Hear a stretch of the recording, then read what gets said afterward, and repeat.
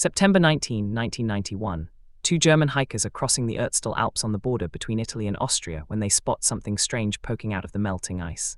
At first they think it's a piece of old mountain equipment. Maybe a toy, maybe trash, it's a human body. But here's the thing. This is not some unlucky climber who fell last winter.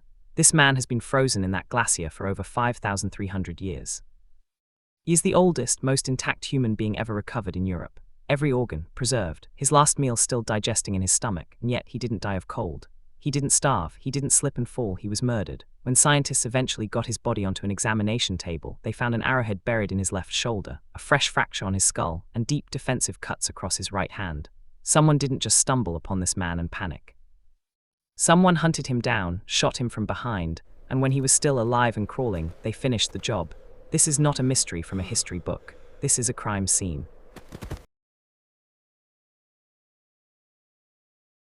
Before we talk about what happened to him, you need to understand who he was. Because the moment you hear the word Copper Age, your brain probably jumps to primitive. Clubs, caves, grunting, forget all of that. Ötzi, as scientists would come to call him after the valley where he was found, was 45 years old when he died. He was 5 feet 5 inches tall, he weighed around 110 pounds, and he was, by every measure of his time, a sophisticated and well-traveled man. He wore a layered outfit assembled from at least 5 different animal species. His coat was stitched from deer and goat hide. His shoes were engineered with a bearskin sole, a net woven from tree bark that held the insulation in place, and an inner lining of grass. Scientists who analyzed the design said it would still function today as cold-weather footwear. This was not primitive. This was craftsmanship. He carried a copper axe with a yew wood handle. Now, copper in 3300 BC was the equivalent of walking around with a platinum credit card. Only someone with serious status or serious resources would carry something like that. And when scientists analyzed the hair on his body, they found traces of copper and arsenic, which suggests he was likely involved in copper smelting himself. He wasn't just carrying the symbol of wealth, he was probably one of the people producing it. He also had a bow he hadn't even finished making yet, 14 arrows, a flint knife, a first aid kit made from bracket fungus known to have antibiotic properties, and 61 tattoos. They weren't decorative. They lined up almost perfectly with acupuncture points on the human body, points that would have been used to treat the exact joints where Ötzi showed signs of arthritis. This man was receiving some form of targeted medical treatment over 5,000 years ago. And there is one more thing you need to know. In the final months before his death, Ötzi got sick 3 separate times. Scientists could tell from stress lines in his fingernails. The last illness lasted roughly 2 weeks. And despite all of that, in the final days of his life, he climbed high into the Alps, far from where he grew up, far from where he lived as an adult, into unfamiliar territory. Something was pulling him up there, or someone was chasing him.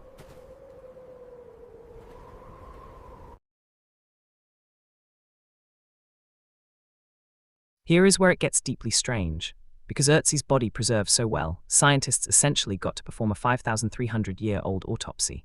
And what they found reads less like an ancient mystery and more like a modern murder investigation. In the 2 hours before he died, Ötzi sat down and ate a full, substantial meal. Red deer, alpine ibex, einkorn wheat, even some wild plant material. This was not a man running in a blind panic. He ate slowly. He rested. His stomach was fully digesting that food when he died. Now look at his hands. The web of skin between his right thumb and index finger had been sliced deeply, and the wound was several days old. That's a classic defensive wound. The kind you get when someone swings a blade at you and you raise your hand to protect your face. He had already been in a fight, and that fight had been recent. Then there is the blood.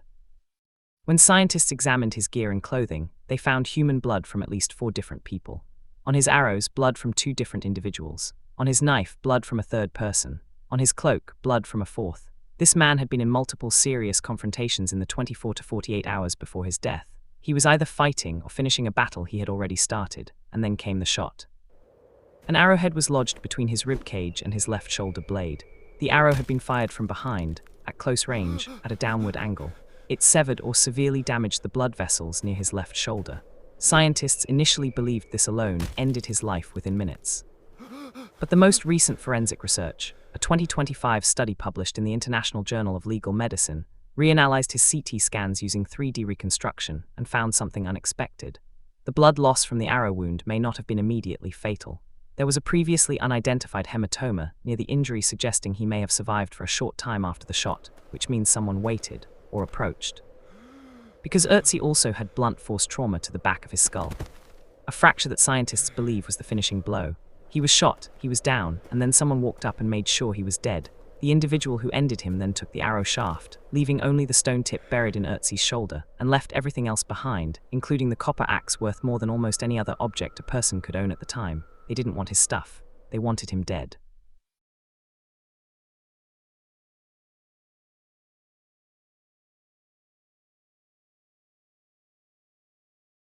Let's go through them, because what makes this case genuinely fascinating is that each theory sounds reasonable until you push on it. This is the theory most researchers lean toward. The blood on Ötzi's weapons suggests he had been in combat shortly before his death. The arrow from behind suggests an ambush. Multiple attackers, multiple victims, a wound sustained in a previous confrontation.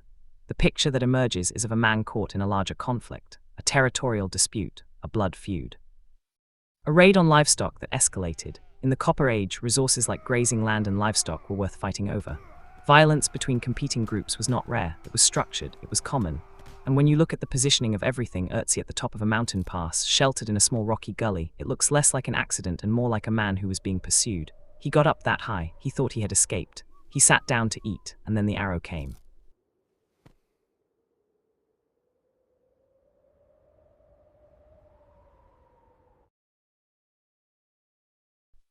This one is harder to dismiss than it sounds. Consider the copper axe. In Copper Age Europe, a weapon like that had enormous symbolic and material value. When enemies take down a person, they typically loot the body. That axe should have been gone, but it wasn't. One interpretation is that whoever took Ötzi's life knew the axe would be recognized. Taking it would be evidence. Leaving it behind was a calculated choice. And the kind of person who makes a calculated choice like that, who plans an ambush, who knows exactly where to find their target in a remote mountain pass, is someone who was close to Ötzi. Maybe Ötzi was a leader who had made dangerous enemies within his own community. Maybe there was a power struggle. Maybe someone owed him something and decided this was the easier solution. This one comes from researchers who have examined what his genetic profile reveals about his position in society. The 2023 reanalysis of his genome by the Max Planck Institute found that Ötzi had an unusually high proportion of ancestry from early Anatolian farmers, far more than any other contemporary European whose genome has been sequenced. He was genetically distinct from his neighbors, and he carried the physical markers of high status. Some researchers have proposed that he may have been a chieftain, a trader of serious importance, or someone whose death would have reshaped the political landscape of his community. The level of planning that went into taking him out, the ambush, the finishing blow, the careful removal of the arrow shaft to limit evidence, suggests someone who wanted this to look like a stranger did it. Here is what makes Ötzi unlike any other cold case in history. He keeps giving up new secrets. Decades after his discovery, scientists are still learning things that change what we thought we knew. In 2023, researchers at the Max Planck Institute published a completely revised genetic profile of Ötzi. The first genome sequenced in 2012 was contaminated with modern DNA, so for over a decade the world was working from corrupted data. The corrected genome revealed something that rewrote our understanding of what this man looked like. Ötzi had dark skin. Deep brown skin, significantly darker than the pale reconstructions that museums had been displaying for 30 years. He was going bald. His eyes were brown, not the blue or green that earlier models depicted. Essentially, every statue and illustration of the Iceman that you have ever seen was wrong. The corrected genome also revealed that he was not some isolated wanderer. He had living relatives. Scientists from Innsbruck Medical University analyzed blood samples from 3,700 people in the Tyrol region of Austria and found 19 individuals who shared a specific genetic mutation with Ötzi on the paternal line. People alive today in Austria are related to this man. And more recent analysis found that his maternal lineage, once believed to be completely extinct, also survives at extremely low frequency in parts of Europe and North Africa. The man shot to death 5,300 years ago has family. They just don't know it. But here is what the DNA cannot tell us. It cannot name who took Ötzi's life. It cannot tell us what the conflict was. It cannot tell us if the person who fired the arrow knew Ötzi personally or was meeting him for the first and last time. It cannot tell us if anyone was ever punished. The forensics can tell us that he was shot from behind at close range, that he survived long enough to be struck again, that he had been in at least one prior confrontation in the hours before his death, that multiple people were involved, and that whoever did this made sure he was dead before they walked away. What it cannot tell us is why.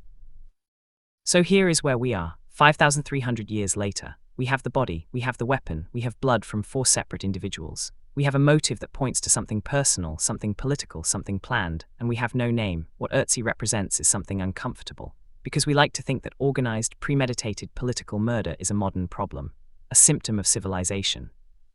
Something that came with corruption and power and the complexity of modern states. But the arrow in Ötzi's shoulder tells a different story. At least 5,300 years ago, humans were already capable of ambush, already capable of targeting a specific person for a political reason, already capable of planning, executing, and walking away clean from a crime. The cold case isn't just unsolved. It may be the oldest evidence we have that humans were doing to each other exactly what we still do today. No written records survive from 3300 BC.